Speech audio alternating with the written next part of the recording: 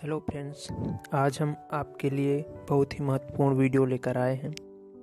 Video अच्छा लगे तो चैनल को सब्सक्राइब कर वीडियो को लाइक करना ना भूलें। हम इस वीडियो में आपको बताएंगे सर्दी जुखाम व बुखार के लिए घरेलू उपाय के बारे में। जैसे ही मौसम बदलता है, हर घर में सर्दी जुखाम बुखार के मरीज होते हैं।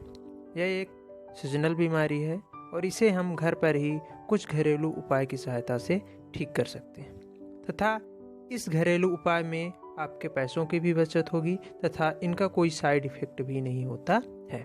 इसके लिए आपको चाहिए गिलोय, तुलसी, अश्वगंधा, अदरक तथा मुलायठी। सबसे पहले एक पैन में 2 कप पानी डालिए, फिर उसमें 2 से 3 गिलोय के टुकड़े, 3 से 4 पत्ती तुलसी की, थोड़ा सा अश्वगंधा, 1 से 2 टुकड़े अदरक तथा 2 से 3 छोटे टुकड़े मुलायठी के। अब इसे धीमी आंच पर तब तक पकाएं जब तक यह 1 कप के बराबर ना हो जाए। छानकर गर्म गर्म इसका सेवन करें, आप जल्द ही स्वस्थ हो जाएंगे।